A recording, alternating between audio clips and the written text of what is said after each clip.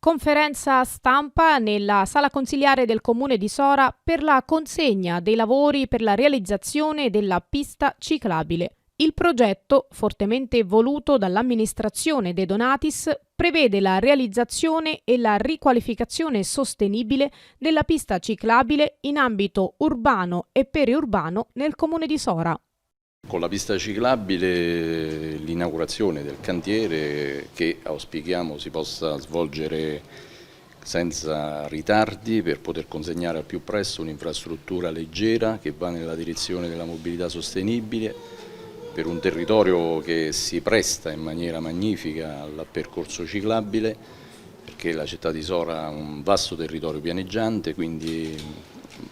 sono contento davvero perché è una di quelle opere che la città attende da tempo e mi auguro che sia solamente l'inizio, perché proprio in questi giorni con il sindaco di Balsorano abbiamo attivato un percorso che vede un'ulteriore estensione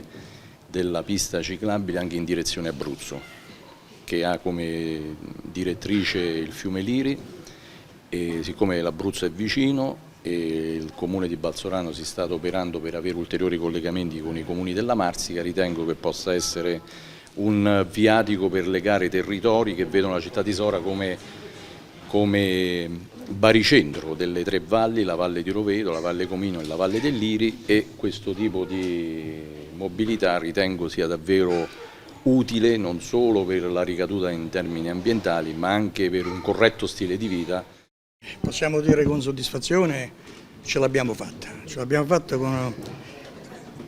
quanto riguarda un'opera importantissima per la città, un'opera che rivendico con orgoglio insieme al sindaco e all'amministrazione comunale in termini di maggioranza che ha sostenuto quest'opera, questa progettualità che rappresenta per la città veramente un effetto di novità, un qualcosa che la città da tanto tempo anche chiedeva per una ragione molto semplice, per una mobilità sostenibile diversa, ridare una vivibilità e soprattutto un respiro forte alla città, per certi versi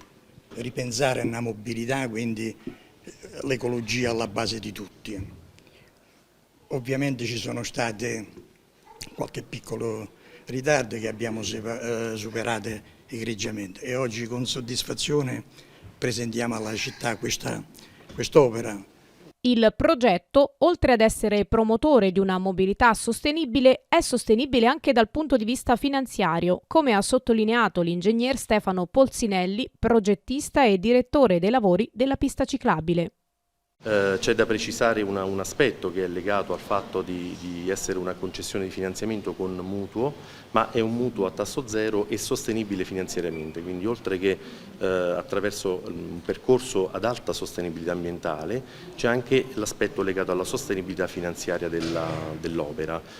In che modo? In realtà lungo il tracciato ci sono delle pensiline fotovoltaiche in legno lamellare con cui praticamente produrre energia elettrica e quindi da fonte rinnovabile, e il Comune potrà, questa energia elettrica che produce sulle pensiline, potrà scomputarle sui costi energetici degli immobili comunali sul territorio comunale in generale, sul patrimonio pubblico. E in questa maniera addirittura rimane anche un gap di guadagno annuo per l'ente che, oltre a realizzare un'opera pubblica importante quale quella di una pista ciclabile, si riesce in qualche modo anche a legarlo all'aspetto sia turistico che ambientale e culturale di quella che è la cultura per lo sport e quella che è la cultura anche per l'ambiente.